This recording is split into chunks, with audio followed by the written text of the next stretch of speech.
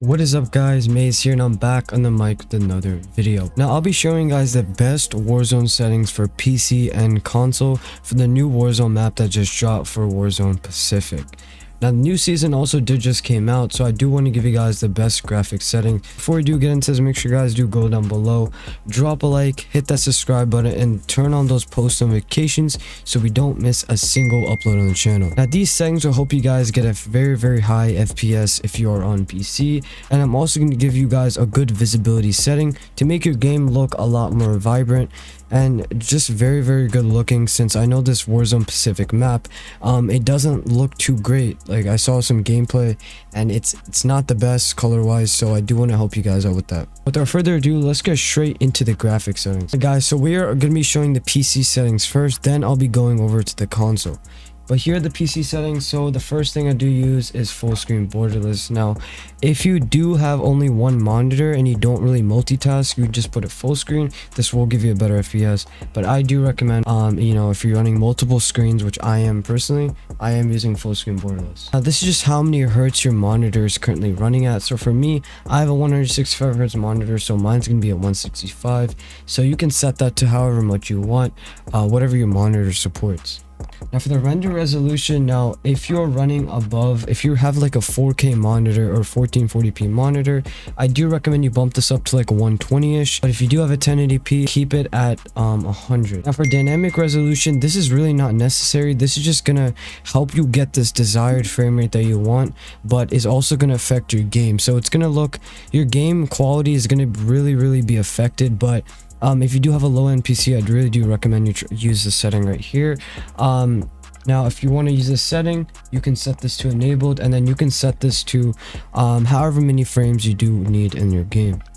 Now, but for me, I'm going to keep this disabled since I don't need this on. It's going to affect the quality of the Warzone map. Now for the VSync, you always want to disable this. This just forces the frame rate to just match up with your monitor. It's not the best, and it's actually going to have some screen tearing and a lot of input lag. So I do recommend you don't put this on. Now for the custom frame rate limit, you can do pretty much whatever you want here. This doesn't really matter.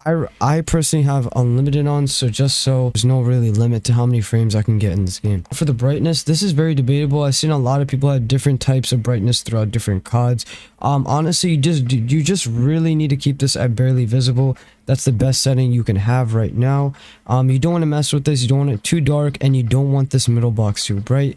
However much on your screen it's going to look at, that's going to be the best. So you just want this box barely visible, and that's pretty much it. Now display gamma, you can just keep this at this RGB setting. Don't want to mess around with that. NVIDIA highlights, I keep this disabled. If you don't have an NVIDIA graphics card, you may not have this setting right here, but I don't want this game to record every single highlight that I have.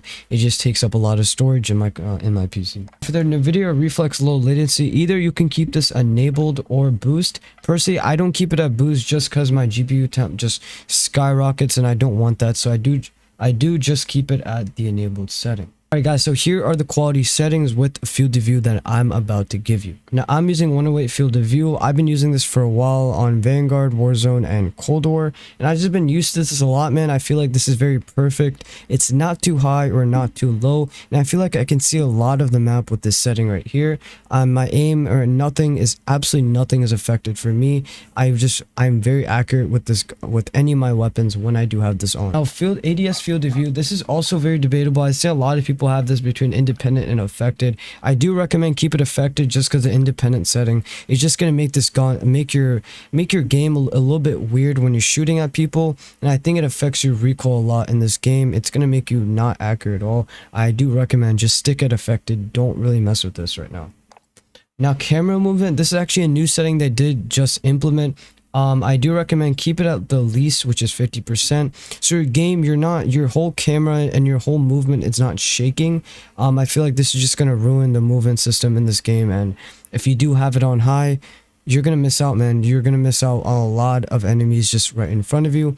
It's going to be a bit hard to shoot people and all that. So keep it 50%. That's the best setting that is the best thing that I do recommend. Now streaming quality, I do have it normal. I have texture resolution at low. Texture filter anisotropic, I have it at high. Particle quality, I also have this at high. Bullet impact and spray, I keep this at enabled. You could keep it disabled. I mean, there's not much huge like FPS difference, so I just keep this enabled. Tessellation, this is gonna affect your FPS a lot if you do have it on, so keep it disabled right here. Gore effects, I mean, this is not really gonna change much, so I just keep it enabled. I mean, why not? On-demand texture streaming, always keep this disabled. This is pretty much how this game, when you do load it into a map, it's constantly downloading all these textures and all that. It's really going to affect your FPS and a lot of it, so I do recommend you turn it off. It's really not necessary in this game. The next thing we got here is a filmic strength. Now this is just dependent on the other settings I'm about to give you right now, so don't mess with this just yet. In a few minutes I will tell you what to change. Film grain, always keep it at 0. I mean, you guys can see on the right that image looks terrible. You do not want to do that, guys. Keep it at 0. The game is going to look a lot more clear. NVIDIA DLSS. Now guys, if you have around like a 4K monitor or anything, I do recommend you mess with this. If you do have a 1080p, just keep it disabled. You don't need to mess with this, guys. It's really not necessary. If you do have a 1440p monitor or like a 4K monitor, I do recommend you can try out quality. If the game looks, if your FPS is still being affected, then you can maybe possibly try out performance. But obviously as you go higher a bit here, your quality in the game is going to decrease. It's like a drawback type thing. You can have either more FPS but a lower image quality, so I just keep it off personally since I only have a 1080p monitor. Now, anti-aliasing, guys, honestly, this is the best visual setting that you can have. Your game is going to look a lot more clear if you do have this on, but it will actually take out 20 frames for the FPS. But this is just personal preference. If you do want to try it on, definitely try it, guys. It's definitely gonna possibly make your game look a lot better. So personally, the best setting right here is gonna be the SMA T2X and the Filmic SMA T2X.